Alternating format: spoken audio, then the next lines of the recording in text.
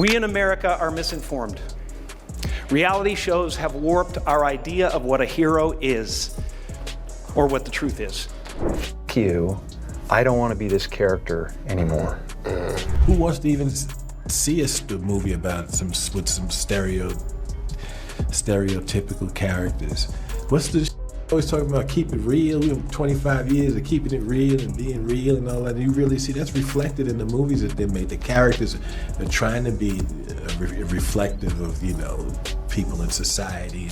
The stereotype, especially some stereotype successful, that's gone. I ain't seen no stereotypical that was successful since the 70s. Jim Carrey and Eddie Murphy aren't just any famous faces throwing shade for attention.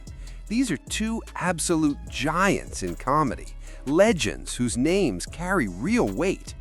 Jim Carrey didn't just act in the 90s, he redefined what a movie star looked like with his wild energy and fearless absurdity. And Eddie Murphy? He was already changing the comedy game long before Carrey ever hit the spotlight. Delirious and Raw didn't just succeed, they rewrote the rules forever.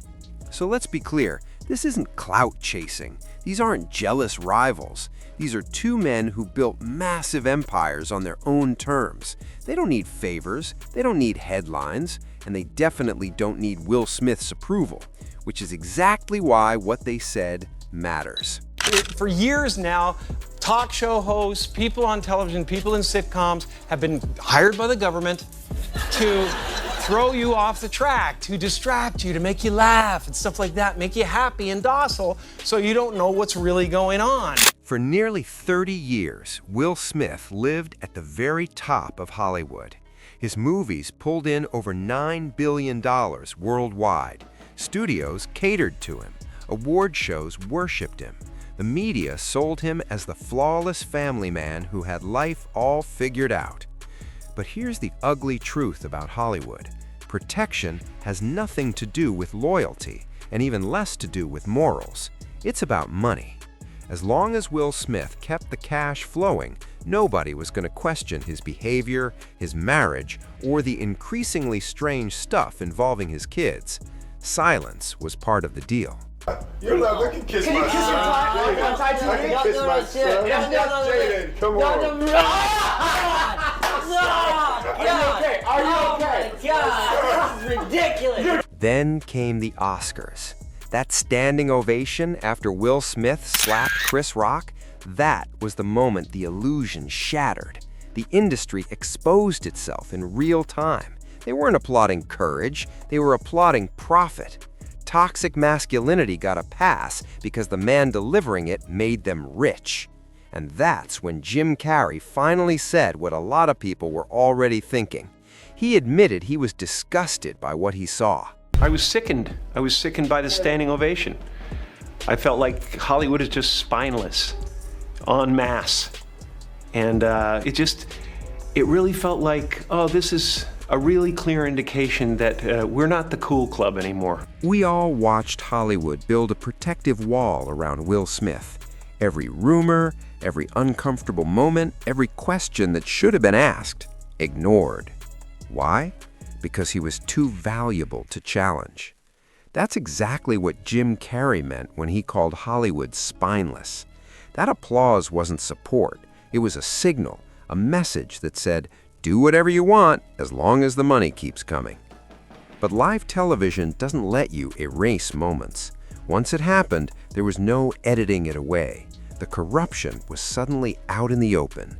To yell from the audience and disapprove or show a disapproval or say something on Twitter or whatever, you do not have the right to walk up on stage and smack somebody in the face because they said words. Jim Carrey didn't stop at calling out the industry. He went further. And this is where things get interesting. In his signature philosophical style, Carrey broke down what he believed was happening inside Will Smith himself. He said the slap wasn't really about defending Jada. It was about frustration, ego, years of bottled pressure. According to Carrey, Will Smith spent decades crafting an image, an avatar, a flawless protector who constantly needed validation. So when Chris Rock joked about Jada, it wasn't just humor to Will, it was an attack on that avatar, someone pulling back the curtain on the identity he'd spent 30 years building. And his response was to protect that image at all costs, even if it meant slapping someone on live TV. Escalate. It came out of nowhere because Will has something going on inside him that's frustrated, and I wish him the best. I really do. I don't have anything against Will Smith. Now, if Jim Carrey was breaking things down like a philosopher, Eddie Murphy took a completely different approach. At the 81st Golden Globe Awards, while accepting the Cecil B. DeMille Award, a Lifetime Achievement honor, Eddie dropped what might be the coldest punchline in recent award show history. Pay your taxes, mind your business, and keep Will Smith's wife's name mouth! This wasn't just a joke, it was a precision strike. And here's why it hit so hard. Eddie Murphy hates award shows. He avoids the press.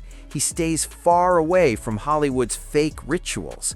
He's openly said being in a room full of famous people desperate for trophies feels phony and uncomfortable.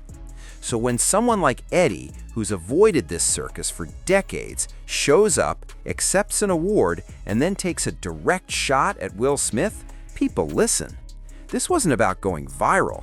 This was one of the architects of modern comedy saying something he clearly felt needed to be said. You just sat up there and said 46 years in the business, 41 years doing movies, and your career was a success because you kept Will Smith's wife's name out your mouth. Yeah. No, I said that's the blueprint. To really understand Eddie's mindset, you've got to rewind to the 2007 Oscars. Murphy lost Best Supporting Actor for Dreamgirls, and instead of smiling for the cameras, he got up and walked out. Critics called him a sore loser, but Eddie's explanation was simple. He wasn't going to give Hollywood his disappointment for entertainment. He wasn't going to perform sadness for their show. That moment tells you everything about how he feels about awards culture. Fake, performative, and full of people pretending to be something they're not. So when Eddie finally showed up at the Golden Globes to accept an award he couldn't exactly refuse, he used that moment to call out the very nonsense he's criticized for years. And to him, Will Smith, with the Red Table Talk confessions, public crying, and emotional speeches, represents everything he despises about celebrity culture. I really felt like we could be over. You know? We were over. And then what did you do, Jada? Well, I think from there, as time went on, I got into a different kind of entanglement with August. Remember the Red Table Talk episode where Jada admitted to her relationship with August Alsina while Will sat there looking like the wounded husband ready to forgive? The internet turned it into a meme. People laughed at the performance. But Carrey and Murphy see something deeper. They believe that interview wasn't raw honesty, it was strategy, a calculated PR move that monetized their marital issues, reframing Will Smith as the victim and the forgiving hero. You and I were going through a very difficult time. Yeah. And we decided... I was done with your ass. Yeah, you kicked me to the curb. I was done with you. Yeah. Marriages have that, though. By crying on camera, by choosing forgiveness publicly, Will controlled the narrative. He became the centerpiece of his own scandal. Meanwhile, long-standing rumors about his personal life quietly disappeared under the buzz of that interview. That's exactly what Jim Carrey meant when he talked about the fake image, an identity carefully managed and fiercely protected. That it showed me that there were characters being played everywhere, that as an actor you play characters, and then if you go deep enough into those characters you realize that your own character is pretty thin to begin with. Now that both Carrey and Murphy have cracked the door open, people are finally asking questions that were off limits for years. And that leads us to what's been floating around the internet for a long time, but suddenly feels impossible to ignore. Let's start with brother Bilal, Will Smith's former assistant. According to Bilal, he once walked in on Will Smith and Dwayne Martin together in a hotel room. Now, skepticism is fair, but here's the reality about Hollywood assistants. They see everything. They're around when no one else is, and when they leave, some of those stories come with them. This is unlike him, right? So, all right, I open the door to Dwayne's dressing room, and that's when I see Dwayne and having anal sex with Will. Let me process that for a second. There was a couch, and Will was bent over on the couch, and Dwayne was standing up, killing him. Murder, like murder. It was murder in there. These allegations don't keep resurfacing because people are bored. They resurface because they carry weight. Jaguar Wright has claimed that Will and Jada participated in disturbing rituals at their home, and that young men seeking mentorship left traumatized. They're both they do weird things in their house, and young men have left their house screaming to get away from them in their mentorship. That's a serious accusation, and Jaguar Wright isn't a nobody. She exposed Diddy long before it was safe to do so. This isn't about personal hatred toward Will Smith, it's about patterns. When legends like Jim Carrey and Eddie Murphy start speaking up, suddenly old stories resurface. Like this one from Alexis Arquette. Before her passing, she claimed Will Smith's first marriage to Cherie Zampino ended because she caught Will in a compromising situation with his manager, Benny Medina. Back then, Hollywood didn't talk about things like this. Silence protected careers, and for someone whose brand depended on being the perfect family man, a rumor like that could have destroyed everything. But there's something even earlier, something from 1993 during The Fresh Prince of Bel-Air that might have been the first warning sign everyone ignored. And y'all need to get over yourselves. You have a huge production company that you only produce your friends, your family, and yourself. So you are a part of Hollywood. You are a part of the system that is unfair to other actors. Janet Hubert played Aunt Viv for the first 3 seasons. Then she was suddenly replaced. The official story painted her as difficult, unprofessional, and attention-hungry, a familiar Hollywood narrative. But Janet later revealed the real issue, a contract dispute. She asked for fair pay. When she refused a bad deal, the machine turned on her, and instead of standing by his co-star, Will Smith led the charge that branded her as the problem. Years later, she finally told her side of the story, sitting right next to Will Smith himself. You know, words can kill. But I lost everything. Reputation, everything. And I understand you were able to move forward, but you know those words, calling a black woman difficult in Hollywood is the kiss of death. It's the kiss of death, and it's hard enough being a dark-skinned black woman in this business. Now, let's fast forward to 2012, when Will was shooting Men in Black 3 in New York City, because this story is honestly wild. Even though Will Smith already owned a luxury apartment in the city, he reportedly demanded that production rent him this gigantic double-decker trailer. We're talking about a 53-foot monster that allegedly cost around $2 million. Inside, it had a full gym and everything. The problem? It was parked right in Soho, blocking traffic, shutting down businesses, and turning daily life into chaos for residents, thanks to noise and fumes. When people started complaining, Will reportedly refused to move it. This is a man worth hundreds of millions who could have easily stayed at a top-tier hotel or used the apartment he already owned, but instead insisted on keeping this massive trailer sitting in a residential neighborhood just because he wanted it there. That's not just celebrity privilege, that's someone who truly believed the rules didn't apply to him. And that mindset doesn't come overnight. It builds when you've spent decades being protected and treated as untouchable in the industry. But let's move ahead to what happened after the Oscars slap, specifically from a legal angle, because this is something Jim Carrey brought up that's worth unpacking. Chris Rock could have pressed charges. What Will did was assault. It was caught on camera, witnessed by millions, and still, Chris Rock chose not to file charges to avoid the headache. Legal battles are draining, especially when you're famous. You become a magnet for trolls, media chaos, and non-stop scrutiny. But Jim Carrey had a very different take. He said if it were him, he would have filed a $200 million lawsuit because that video is going to live forever, and the person who assaulted you should have to pay for that. They asked Chris, do you want to file charges? And Chris apparently said no, he did not. He doesn't want the hassle. I'd announced this morning that I was suing Will for $200 million because that video is going to be there forever. It's going to be ubiquitous.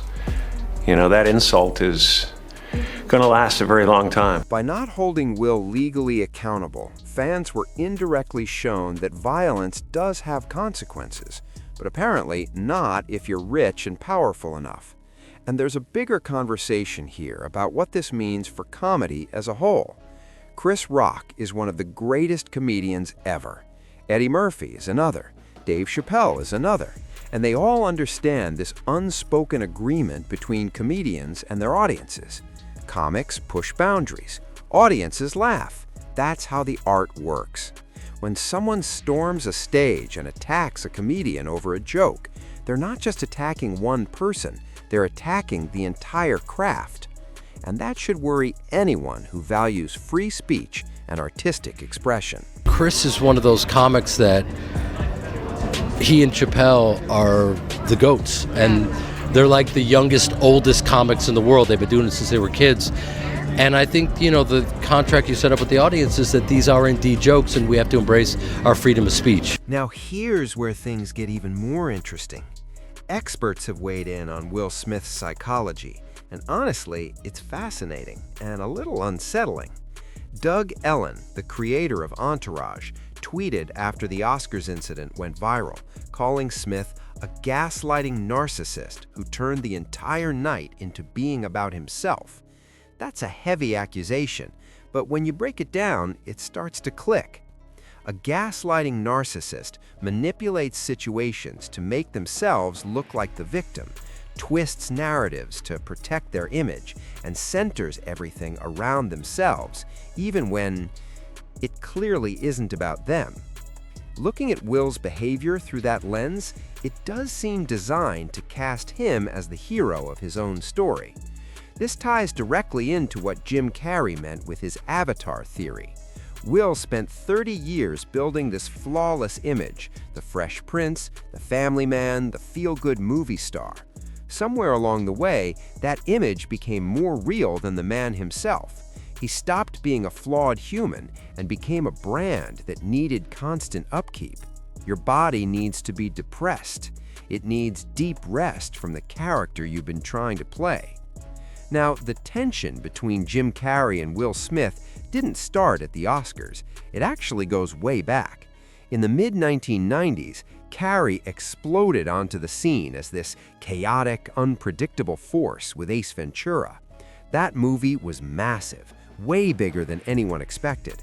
Then came The Mask, which turned into a full-blown phenomenon, pulling in over $350 million worldwide. Carrey was everywhere. Interviews, faces, energy, just fully being himself. Meanwhile, around that same time, Will Smith was trying to jump from music and TV into movies. The Fresh Prince was huge, but his movie career hadn't fully taken off yet. And here's where it gets interesting. When The Mask was being cast, Smith was reportedly one of the actors considered for the role of Stanley Ipkiss, but allegedly, he wasn't thrilled about losing that role to Carrey. And think about the timing. Carrey was becoming the biggest comedy star on the planet, while Smith was still figuring out his film path. Imagine that. Smith had been famous since his teens, and suddenly there's this new guy stealing the spotlight. Some say Smith never really got over that moment. The role Carrey landed became iconic and locked in his status as a top-tier movie star. Smith had to wait a bit longer for his big movie breakthrough with Bad Boys and Independence Day.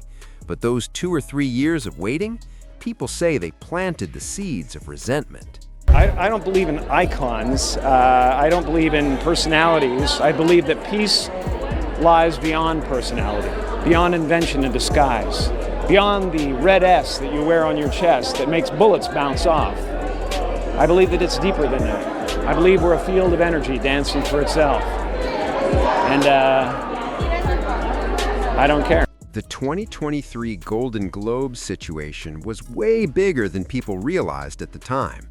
The ceremony was hosted by Gerard Carmichael, and during the show, he delivered a moment that made the entire room tense. He presented Music Will Smith with a fake award, the Rock Hudson Award for Best Portrayal of Masculinity on Television. While we were on commercial, we actually presented Will Smith with the Rock Hudson Award for Best Portrayal of Masculinity on Television. So please give it up for Will Smith, you guys. Please, please. For those who don't know, Rock Hudson was a closeted actor from Hollywood's old studio system. He played ultra-masculine leading men on screen, while living a very different truth off camera. So Gerard was clearly drawing a comparison. And here's the catch. If Will or Jada had reacted negatively, it would have looked like they were confirming the joke. So instead, they smiled and sat there while the audience tried to figure out whether laughing was even allowed. But that was just the setup. The real moment came with Eddie Murphy's speech. Pay your taxes. Mind your business. And keep Will Smith's wife's name. Murphy is a legend, and he doesn't speak lightly. When he took a jab at Will, the room reacted instantly. But what a lot of people missed is what Murphy said later.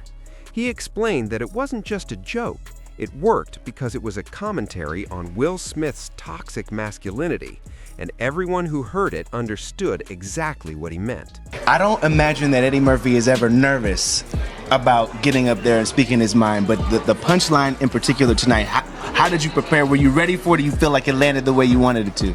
I thought it went fine. It wasn't a punchline. It was just like the end of my little acceptance speech. I thought it worked. That joke worked, didn't it? Yeah. Didn't it? It worked. I think so. Got laughs. They got laughs. Got laughs. After all of this, Will Smith released Emancipation, and it ended up being a major flop. The box office numbers were weak, and awards buzz was basically non-existent. And that's huge, because for 3 decades, Will Smith was the safe bet. Studios trusted him. Audiences trusted him. His name meant reliability. But once Jim Carrey and Eddie Murphy started speaking out, something shifted. How the play in a movie called Emancipation and you can't emancipate yourself? Fans' willingness to blindly defend everything Will does, that's gone.